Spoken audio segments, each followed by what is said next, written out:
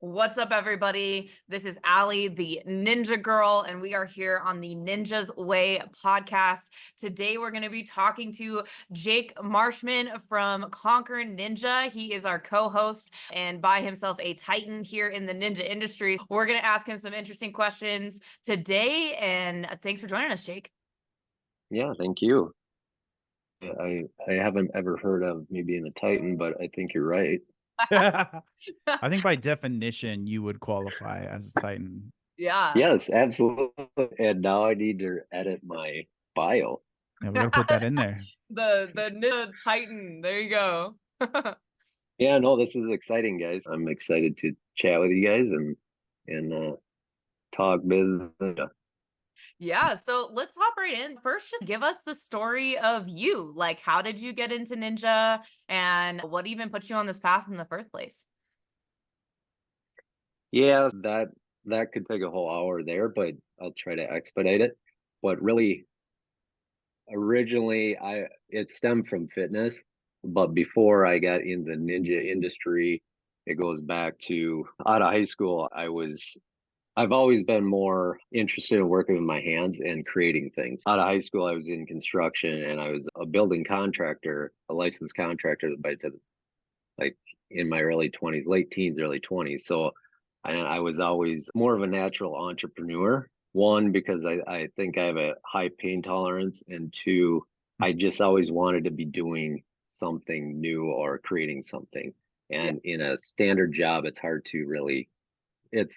to be creative unless it's a really creative job. So anyway, through my 20s, I was in the construction industry more or less. And I was in and out of other companies that I was interested in, other things. But all along the way, I was in fitness. Out of high school, I joined my first regular gym when I moved to Boston out of high school, and I joined a Gold's Gym. And so that's where all my fitness passion started. And so all along the way through my 20s, I was creating things through my business and construction. And at a certain point, I started to plateau on that and lose interest. And that's when I shifted to the fitness side of things. And I got more into the business of fitness. And so in the late or the 2010s, about 2012, I was doing more personal training, more working at gyms, helping build out gyms.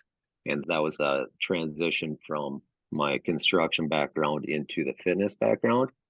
And along the way, somewhere in 2014-ish, the creativity kicked in and the popularity of the Tough Mudders or the obstacle course racing and popularity of American Ninja Warrior was gaining popularity. And I had I just on a whim, I thought of doing ninja obstacles in a gym or in a space that I deemed to be a gym.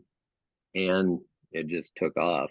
And fast forward 8, 9 years, we're 11 locations, or I've built now over time, over the last 8 years, or 9 years, I've built over 30 ninja gyms and obstacle courses throughout the country, some in Canada, including 11 Conquer Ninja gyms and growing. That's awesome. So Jake, with you were mentioning Tough Mudder first before American Ninja Warrior. Were you originally sucked into that OCR vein, or was it like you saw the show? Yeah. Yeah, so originally, so in 2008, for some of our younger viewers, there was a subprime housing crisis, and so that affected construction. The economy was super bad. To dumb it down, the economy was terrible going into 2008 or coming out of 2008, Yeah, 2009, 2009. and Yeah. killed the construction industry more or less. Like it hurt my company pretty bad. And at that point, I had my now business partner involved in that company as well. So I've done this with a team, built these gyms and stuff with a team, including my business partner. But I was at that point, then I was in the fitness, and it forced me to transition into other avenues of revenue. And fitness was one of my other passions. And so CrossFit was gaining popularity then. So I was more into the CrossFit type workout, Olympic lifting, and things like that. And it morphed into competing in the Tough Mudders and things like that. And so that's what it built off of. That's where it kicked in for me. I can build these things. Like this is creative spirit came back, and I'm like, okay, this is something I want to do or put my energy into this. And it took off from there with my expertise in construction. What a fascinating angle to think about, that you would think having trade skills and being able to do construction and build houses would be the more surefire way to ensure a business's livelihood over a long time. And then here comes this economic crash, the housing market tanks. Obviously, there's this whole adjustment that's having to happen between the banking, essentially the funding of the housing markets and all of that. And then it transitions from you to go into fitness, which many people, I would say, would now say that's a way more volatile industry to get involved when, versus, hey, if I were to open up a plumbing business, I feel like that'd be almost a surefire shot. But it's just, that's so fascinating to think that it's like, Yep. it can really be different depending on the conditions of the market and what people need and want. And that's part of what I learned too. And that's part of gaining knowledge. And what people need to understand, or younger people need to understand, there's so much more knowledge that you can get now than when I was starting my first businesses in late 90s. Like, you had to know people who were in the industry for 10, 20, 30 years to learn from them. Like now, you can learn a second language in a week. Like it's, you know what I'm saying? Yeah, you have access to so much information. The access to information is astonishing now. With that said, where you're going with that is now I still am an active contractor. Like, I still will do some projects because the demand is back more than ever. And it's cyclical like that. But I lost my passion for it. Like, I couldn't even go into a Home Depot or a Lowe's without physically getting sick. Like, I hated PTSD. Yeah. Had PTSD from it. And I just hated it so bad. So I shifted my passion and found it in another industry, which was fitness.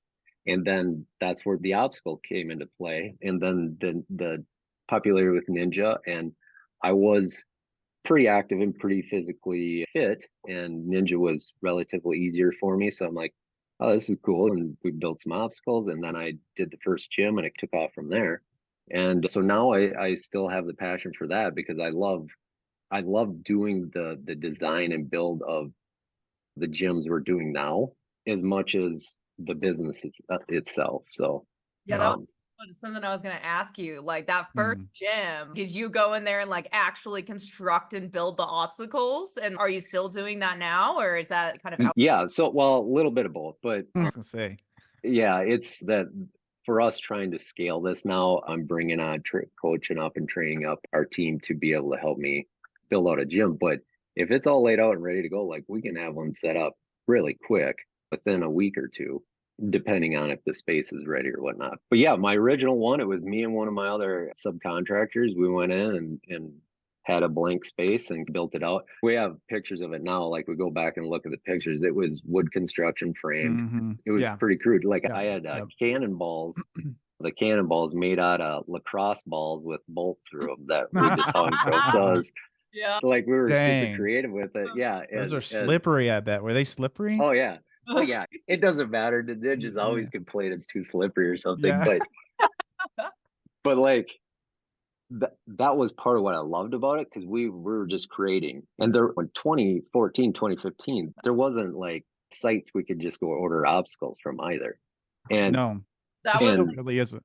This age of like backyard Ninja Warrior. Like, most of it was like stuff in their backyard so they could train for the show, because these gyms just didn't even really exist. And we still see some of those gyms still in that kind of backyard stage, but it was definitely that early starting point for Ninja. Oh yeah, there was, most obstacles are pre-sketched. That was early on. I knew that because I had a business background, and I didn't necessarily go into building the Ninja gym and opening a Ninja gym to specifically be a ninja. Where early on in those days, a lot of the gyms that were popping up were people that, or gym owners that wanted to be have ninjas. Their own training grounds, basically. Correct. And early on in this Minnesota market, there's one or two other gyms that were getting their footing too, and they were just shocked that I wasn't Trying to be passionate on the about show. training. Yeah, trying Yeah. to be on the show, Yeah. but it wasn't that I didn't want to. It just wasn't, that wasn't necessarily the Well, let's passion that drive I into had for that. it. Let's drive into that, Yeah. Jake. What was the central motivator for you to open up the facility? What did you It, envision for it? similar to the creation of this is, it was the creation of it and the being able to create something, and then secondly being able to build it, and then third actually having a business built out of it that I actually liked going to, or I Yeah. liked doing. Because again, like I was saying, I'm a natural entrepreneur. I've lost lots of money being an entrepreneur and I've made money, but you have to be willing to take the punches if you want to be an entrepreneur. And that's why earlier I was saying I just have a high pain tolerance. And that's a strain on a if you're married, that's can be a strain on your relationship. There's pros and cons.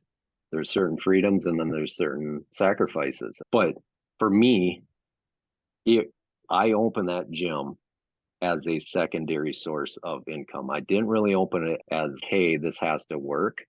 But the story is, and this is, I opened that gym in early 2015 and it was part time. And so the first week we opened, it was just me, and I didn't really have any other coaches, but I had, I put some classes in. And again, I came from the fitness background and fitness business. So I put in some classes, had some times available, whatever, but it was limited. And then one of the other local businesses was like a trampoline park and they wanted to cross promote. And I'm like, yeah, sure. I had no email following at that point for this business. And so they're like, oh, okay, let's cross promote. And because Ninja was new and unique, and they're like, this ain't going to last. And so they're like, yeah, we'll promote with you. So they sent out a flyer for me. And the following week I showed up and there was like a line waiting at the door. I'm like, oh shit, Wow. I might have something going here. So it took off from there, and then it turned into, we're a franchise company now, growing the ninja industry and the sport of ninja. So it's really worked. So is that kind of when you saw the writing on the wall? Is you that moment where you got to the business and you're just like, there was just this demand for it immediately? Yep. So it wasn't, I bet you it was about 3 months after that, I was pretty much full time into Conquer Ninja and growing the gyms, because at that point I didn't even entertain birthday parties, but my kids were birthday party age. And when I say that, they were 5 to 8 year old at that point. And so we had a lot of family friends that were close and like, oh, we want to do our birthday party. And I hadn't even priced them out yet. So I wasn't even, I'm like, oh yeah, okay, this is another line of revenue that I didn't consider, because in the gym industry, you're not selling kids' birthday parties, you're selling memberships, you're selling one-on-one small group training. And that's what I modeled it around. But all the parties took off and then we just kept building it from there. And so about 3 months after, that's probably when I was basically full-time into Conquer Ninja and trying to grow. Early on, it was Conquer Ninja Warrior until I got threatened legally by the production company that owns American Ninja Warrior. And so everybody knows Ninja Warrior is trademarked. So don't try to trademark that or use that in your name. I think they've backed off a little bit now, but early on they didn't like that. Yeah, totally. So now we're Conquer Ninja Gyms, which Conquer Ninja is trademarked too. So don't try that. Yeah, Jake does have a legal team for our listeners, so let's not test that. We do. We do. So Jake, what would you say is like the birthday parties start kicking in? You just that boom comes in initially, you start to grow. What kind of becomes your primary focus for growth in the businesses? Is it kids classes, adult classes, open gym? What did you see as the road forward of these are going to be the primary avenues by which we drive revenue? Yeah, great question. Early on, it was just that it's okay, this is what people didn't understand or other gyms. So now we're going into the first year and now it's gaining traction in the industry, especially in the Minneapolis-St. Paul market, where that's where I'm at currently. And that's where our original gym is, the original one that I opened. It was entertainment. Like we looked at it as entertainment, because it was the birthday parties. When I finally brought on a couple of staffers, which one of my original ones, Dan, who's Delano, who's been on the show several times, and he's still does testing for the show and everything every year. He's still with us doing a lot of our media and stuff. But early on, when I brought him in, he helped me get things organized because I was just basically reactive because it was so busy. And I'm just like, geez, I need help. But it was really the entertainment. So we were focused on the weekend parties, stuff like that. The open gyms were huge. Like the open gyms were just gangbusters. And the only marketing I was really doing, I wasn't really doing much at all. It was really just through social media, through Facebook. And I literally was not doing much marketing. Well, like So birthday parties, right? Like those serve as a massive marketing tool, just bringing people into the gym. yeah, one kid would have their party and we get 3, 4 more booked off it without even trying. Yeah. trying. Yes. And so me being in business for like almost 20 years at that point, full disclosure, I'm 46 if people are wondering, but being in business way before that and understanding business, my business partner and I, we've done businesses together, we've done them separately, and then we always would come back when we'd find something that was working well, we'd team up and build systems around it. So as soon as this guy was taking off, I'm like, okay, we need to start systemizing this. And that's what we started doing. But when my point of talking about Dan was when I brought Dan in, it was 4 or 5 months in or whatever it was, he started auditing at that time we used for a point of sale system was MindBody. And there's 6, 8 parties here that aren't even closed out. I was doing parties back to back on no time in between. No, like I was just pounding these parties out. And if I entertained that with staff now, they'd be like, oh, this is undoable. Bro, it's doable. I did it. Oh yeah. Yeah, and it's a grind. You get done with a day of that. But I would just be like trying to offer a good in-gym product. And I would just tell the parent, I'm like, I'll just catch up with you tomorrow and we'll do it over the phone and I'll get you closed out. Don't worry about it. I just spaced that. So so I needed the help. And so we started bringing in other ninjas, and then we started building up the competitions. So early on in the industry, which you guys probably know, it was the young adults that wanted to be ninjas. And those are the people doing ninja, or those are the ones that understood the sport of ninja or wanted to be in the sport of ninja, where there still wasn't anything built around it being a sport, and there wasn't any big prior to competitions, like organization bodies or organizations and stuff like that, except for the show. Yep. And so early on, it was really entertainment. And that was what we were focused on, and really focused on just doing competitions for the ninjas that want to compete. And it continued more from there to where today we're really focused on the sport of ninja, from young kids all the way up to adults. And that's the growth of ninja itself, is really into that sport, because now there's a lot of competitions and things like that. And when you say sport, you're referring to like classes that are designed on building the skill sets of the athlete. Right. Yeah. So like most people are familiar with UFC, the Ultimate Fighting Championship. Yeah. So early on, the UFC, it was wrestlers. Even up to 10 years ago, it's wrestlers or kickboxers or jiu-jitsu guys. It was individual different sports. Now they're really the athletes that are the fighters that are fighting in the UFC now are first generation ultimate fighters, are first generation MMA fighters. Like they've been working on all the disciplines, and that's where we're at now with ninja. Is some of those members that I had 9 years ago, they're young adults now, and they're first generation full ninja, and they're phenomenal compared to what we were doing years ago. And we talked about this briefly, the obstacles. You look at the show too, we just laugh at it, because it's like, how easy were those obstacles 8 years ago or 9 years ago? Yeah. And you're like, that's what my 7 to 9-year-olds do now. Exactly. Yeah. So now that's where we're at. And that's what the progression of it went from the entertainment to the actual sport. And we've changed with that. And that's our trajectory to continue to be successful.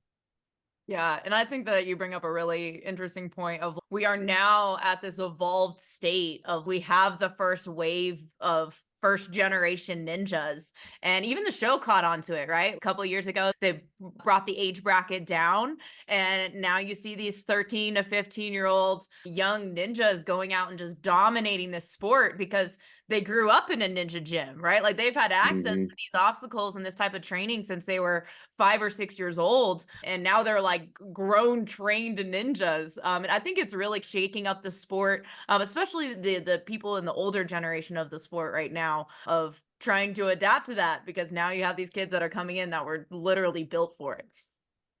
Right.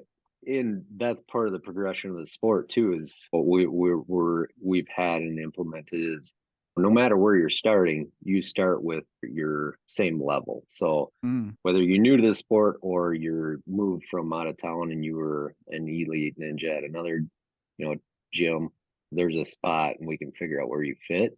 Early on, there wasn't, you had one great ninja and then a bunch of beginners that or doing the same classes, whatever it was. But no, it's progressed so much. And that's part of the progression of building the gyms too. Like Mhm. you always got to be looking at the safety aspect. You got to be looking at, because when I'm still thinking about things that I did, you know, 8 years ago or 5 years ago, whatever it was.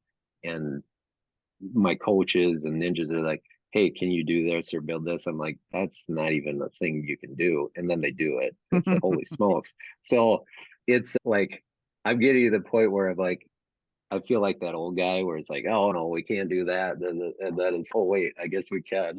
Hmm. Yeah, they keep showing us what's possible and pushing the Hmm. boundaries. And that's what I Yeah. love And about the youth of the sport growing up in it, is they're showing us a whole new world of what can become possible with ninja. exactly. And their physical feats that they're doing, it's like amazing Hmm. what the strength that they have and stuff. So This is, and the beauty of it is it's the male and females, like Hmm. that's the beauty of youth ninja. Like they both can be phenomenal and equal athletes. yeah, and a lot of these leagues are compete have the age gender separators as well, of the girls are competing against the girls and the boys are competing against boys. But really they're like the athletes are competing against the course. And that's part of what I think is Right. cool about ninja is everybody says, "Ah, the ninja community is so supportive." I think that speaks to part of that, of that we're competing against the course or the time, and maybe not necessarily the person standing next to you. Yeah, Yeah, no, I've that always said that the course becomes like a buffer between the athletes of like you are in a sense, especially in competition, you are going to compete against other athletes, but the course becomes the buffer between them. Towards you're really competing against the course. If another athlete masters the course, then it's not like they bested you so much as they bested the course better than you. Mhm. Yeah. yeah,